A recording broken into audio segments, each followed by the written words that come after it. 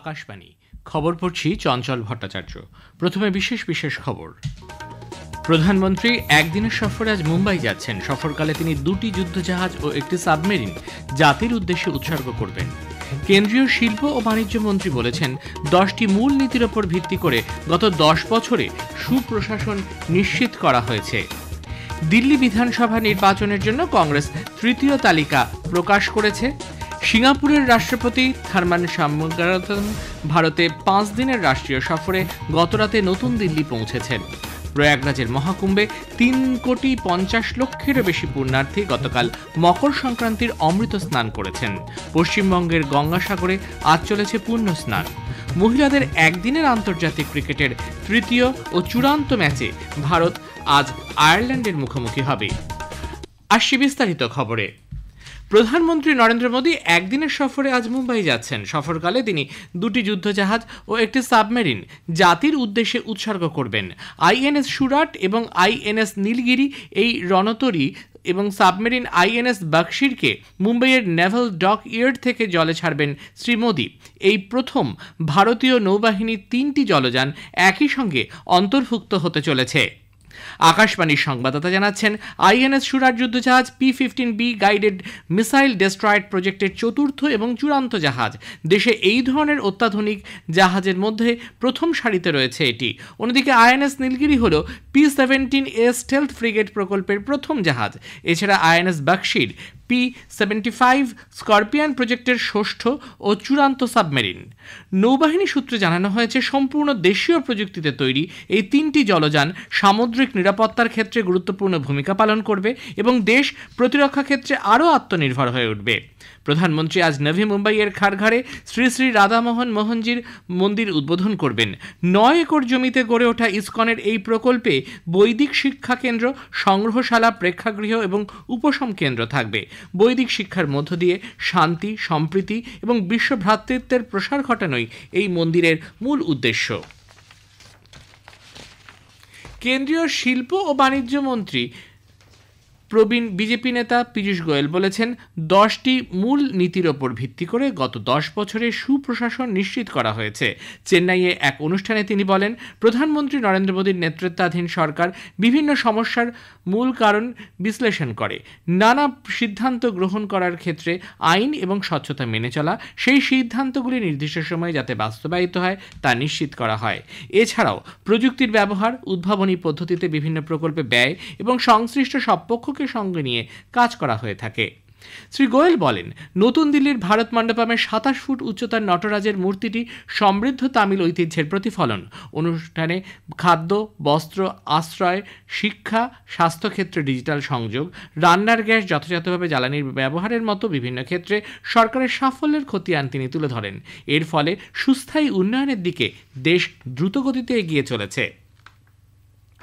বৈদ্যুতিন ও তথ্য প্রযুক্তি মন্ত্রক গতকাল রিচার্জেবল ব্যাটারি সংক্রান্ত দেশীয় প্রযুক্তির উদ্ভাবনকে উৎসাহিত করতে একটি শিল্প মেলার আয়োজন করে। অনুষ্ঠানে মন্ত্রকের সচিব এস কৃষ্ণান বলেন, প্রযুক্তির উদ্ভাবন এবং শিল্পের চাহিদা অনুযায়ী গবেষণার জন্য এই উদ্যোগ এক গুরুত্বপূর্ণ পদক্ষেপ। লিথিয়াম আয়ন, সোডিয়াম আয়ন এবং লিথিয়াম পলিমার প্রযুক্তির ক্ষেত্রে কতটা অগ্রগতি হয়েছে সে সম্পর্কে এখানে মত বিনিময় করা হয়। গবেষণা ও উন্নয়নমূলক কাজে শিল্প সংস্থাগুলির সহযোগিতার সম্ভাবনা কতটা রয়েছে সে বিষয়েও আলোচনা হয়েছে। নতুন দিল্লিতে জাতীয় হলুদ পর্ষদের সূচনা হয়েছে। বাণিজ্য ও শিল্পমন্ত্রী পীযূষ গোয়েল গতকাল ভার্চুয়াল এক উদ্বোধন করে বলেন, হলুদ চাষিদের জীবনযাত্রার মানোন্নয়ন, উন্নত মানের বিভিন্ন প্রজাতির হলুদ চাষ এবং রপ্তানি বাড়ানোই এই পর্ষদের মূল লক্ষ্য। দেশের 20টি রাজ্যে হলুদ চাষ করা হয় এবং বিশ্বের মোট হলুদ চাষের 70% হয়ে থাকে ভারতে। মন্ত্রী আরও বলেন, দেশে উৎপাদিত 30টি প্রজাতির হলুদের মধ্যে অধিকাংশেরই জিআই ট্যাগ রয়েছে। बहुत वर्षों से डिमांड थी कि टर्मरिक के ऊपर विशेष ध्यान देना चाहिए, अलग बोर्ड बनाना चाहिए। 40 वर्षों के परिश्रम के बाद ये सपना साकार हुआ है। मैं सभी हल्दी किसानों को, हल्दी को प्रोसेस करने वाले कर्मचारियों को, उद्योगों को और हमारे निर्यातकों को शुभकामनाएं देता हूँ कि ये जो नया टर्मरिक बोर्ड बना है ये आगे चल के आपके काम में बढ़त करने का एक काम करेगा। এদিকে প্রধানমন্ত্রী নরেন্দ্র মোদী জাতীয় হলুদ পর্ষদ প্রতিষ্ঠার প্রশংসা করেছেন। সামাজিক মাধ্যমে এক বার্তায় তিনি এই পর্ষদ গঠনের বিষয়টিকে বিশেষ করে দেশের কঠোর পরিশ্রমী হলুদ চাষিদের জন্য অত্যন্ত আনন্দের বলে অভিহিত করেন। আদর্শ আচরণবিধি লঙ্ঘনের দায়ে দিল্লি পুলিশ আম আদমি পার্টির নেত্রী এবং দিল্লির মুখ্যমন্ত্রী অতীশীর বিরুদ্ধে এফআইআর দায়ের করেছে। কালকাজি এলাকায় দলের একটি রোড শো চলার সময় তিনি সরকারি গাড়ি ব্যবহার করেছেন বলে তার বিরুদ্ধে একটি মামলা দায়ের করা হয়। উল্লেখ্য, দিল্লির আসন্ন বিধানসভা নির্বাচনে তিনি কালকাজি বিধানসভা কেন্দ্র থেকে প্রতিদ্বন্দ্বিতা করছেন। এদিকে দিল্লি বিধানসভা নির্বাচনের জন্য কংগ্রেস তৃতীয় প্রার্থী তালিকা প্রকাশ করেছে। এই তালিকায় রয়েছে 16 জন প্রার্থীর নাম। এর মধ্যে কুনওয়ার করণ সিং, মডেল টাউন, কমল আরোরা গান্ধীনগর, ধরমপাল লখরা মুন্ডকা, বিশেষ তোকাস আরকেপুরম এবং আরিবা খান ওকলা আসনে প্রতিদ্বন্দ্বিতা করবেন। উল্লেখ্য, বিধানসভা নির্বাচনে ভোট গ্রহণ আগামী 5ই ফেব্রুয়ারি। এর জন্য প্রচার অভিযান এখন তুঙ্গে। ভারত রাশিয়ায় এক ভারতীয় নাগরিকের মৃত্যুর বিষয়টিকে মস্কোর রুশ দূতাবাসের এবং নতুন দিল্লিতে রুশ দূতাবাসের কাছে জোরালোভাবে উত্থাপন করেছে। রুশ সেনাবাহিনীতে যোগ দেওয়ার জন্য নিয়োগ করা বাকি ভারতীয় নাগরিকদের দ্রুত অব্যাহতি দেওয়ার দাবি আবারও জানিয়েছে বিদেশ মন্ত্রক। প্রতিরক্ষামন্ত্রী রাজনাথ সিং বলেছেন, পাক অধিকৃত কাশ্মীর পিওকে ছাড়াও জম্মু কাশ্মীরের ভৌগোলিক পরিচয় অসম্পূর্ণ। জম্মুর উপকণ্ঠে আখনুরে সেনাকর্মীদের আয়োজিত প্রাক্তন সমরকর্মীদের এক র্যালিতে প্রতিরক্ষামন্ত্রী বলেন, পাকিস্তান অধিকৃত কাশ্মীরে লঞ্চিং প্যাড সক্রিয় রয়েছে এবং ভারত যথাসময়ে তার বিরুদ্ধে ব্যবস্থা নেবে।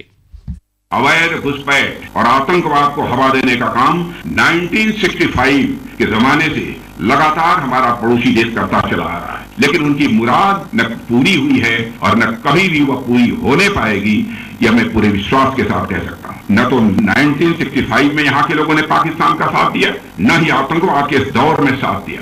पाकिस्तान अपनी तरफ से पूरी ताकत झोंकता है कैसे भारत को डिस्टेबलाइज किया जाए। पाकिस्तान ने आज तक आतंकवाद का दामन नहीं छोड़ा। आज भी 80% से अधिक आतंकवादी पाकिस्तान से ही भारत में आते हैं। তিনি বলেন, ভারতের প্রাক্তন সেনারা দেশমাতৃকার রক্ষায় শত্রুদের নিশ্চিহ্ন করেছেন। প্রধানমন্ত্রী নরেন্দ্র মোদী আগামী 19শে জানুয়ারি রবিবার আকাশবাণীতে মন কি বাত অনুষ্ঠানে দেশ বিদেশের মানুষের সঙ্গে তাঁর চিন্তাভাবনা ভাগ করে নেবেন। এটি হবে মন কি বাতের 118তম পর্ব। টোল ফ্রি নম্বর 1800117800-তে ফোন করে জনসাধারণ তাদের মতামত ও পরামর্শ জানাতে পারবেন। নরেন্দ্র মোদী অ্যাপ বা মাইগভ ওপেন ফোরামের মাধ্যমেও অনলাইনে তা এই মাসের 17 তারিখ পর্যন্ত জানানো যাবে। অনুষ্ঠানটি সকাল 11টায় থেকে আকাশবাণী এবং দূরদর্শনের সবকটি প্রচার তরঙ্গ, এআইআর নিউজ ওয়েবসাইট এবং নিউজ অন এআইআর মোবাইল অ্যাপে সম্প্রচার করা হবে। AIR news, DD news, PMO এবং তথ্য সম্প্রচার মন্ত্রকের ইউটিউব চ্যানেলগুলিতেও সরাসরি তা শোনা যাবে। আকাশবাণীতে হিন্দি ভাষায় সম্প্রচারের ঠিক পরেই আঞ্চলিক ভাষায় তা সম্প্রচারিত হবে। রাত 8টায় আঞ্চলিক ভাষার তর্জমা পুনঃপ্রচারিত হবে। এ খবর প্রচারিত হচ্ছে আকাশবাণী থেকে। আমাদের সংবাদ শোনা যাবে ইউটিউব চ্যানেল আকাশবাণী সংবাদ বাংলা, ফেসবুক ও ইনস্টাগ্রাম আকাশবাণী সংবাদ কলকাতা এবং এক্স হ্যান্ডেল এআইআর নিউজ কলকাতাতে। সিঙ্গাপুরের রাষ্ট্রপতি থারমান শানমুগারাতনম ভারতে 5 দিনের রাষ্ট্রীয় সফরে গত রাতে নতুন দিল্লি পৌঁছেছেন। বিমানবন্দরে তাকে স্বাগত জানান শিল্প ও বাণিজ্য প্রতিমন্ত্রী জিতিন প্রসাদ। শ্রী শানমুগারাতনম রাষ্ট্রপতি দ্রৌপদী মুর্মুর সঙ্গে বৈঠক করবেন। শ্রীমতী মুর্মু তার সম্মানে একটি ভোজেরও আয়োজন করবেন। প্রধানমন্ত্রী নরেন্দ্র মোদী, বিদেশমন্ত্রী ডক্টর এস জয়শঙ্কর এবং অন্যান্য বিশিষ্ট ব্যক্তিরা রাষ্ট্রপতি থারমানের সঙ্গে সাক্ষাৎ করবেন। প্যালেস্তাইন এবং ইসরায়েলের শীর্ষ আধিকারিকরা হামাস এবং ইসরায়েলের মধ্যে যুদ্ধবিরতি চুক্তি অগ্রগতির বিষয়ে দৃঢ় প্রত্যয় ব্যক্ত করেছেন। কাতারের দোহায় অনুষ্ঠিত এই বৈঠকে গাজায় যুদ্ধবিরতি চুক্তির বিষয়ে মধ্যস্থতাকারীরা আশার আলো দেখেছেন। দেশের বৃহত্তর স্বার্থে আগামী আগস্টের মধ্যে জাতীয় নির্বাচনের ব্যবস্থা করার জন্য বিএনপি বাংলাদেশের অন্তর্বর্তীকালীন সরকারের কাছে দাবি জানিয়েছে। বিএনপির মহাসচিব মির্জা ফখরুল ইসলাম আলমগীর জানিয়েছেন, তাদের দল মনে করে এবছরের মাঝামাঝি সময়ের মধ্যে নির্বাচন সম্ভব। আর এবার মহাকুম্ভের খবর।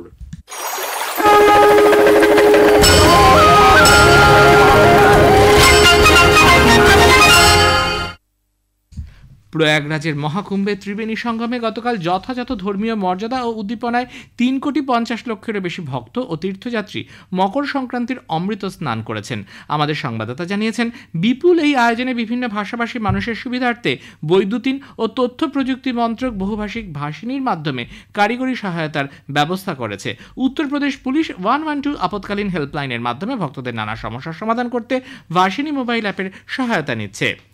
পশ্চিমবঙ্গের গঙ্গাসাগরে আজও ভোর থেকেই চলেছে মকর সংক্রান্তির পুণ্যস্নান। আজ সকাল 6:58 পর্যন্ত মকর সংক্রান্তির পুণ্যযোগ। মহিলাদের একদিনের আন্তর্জাতিক ক্রিকেটের তৃতীয় ও চূড়ান্ত ম্যাচে ভারত আজ আয়ারল্যান্ডের মুখোমুখি হবে। গুজরাটের রাজকোটে খেলা শুরু হবে ভারতীয় সময় সকাল 11টায়। শেষে বিশেষ খবর আরও একবার। প্রধানমন্ত্রী একদিনের সফরে আজ মুম্বাই যাচ্ছেন। সফরকালে তিনি 2টি যুদ্ধজাহাজ এবং একটি সাবমেরিন জাতির উদ্দেশ্যে উৎসর্গ করবেন।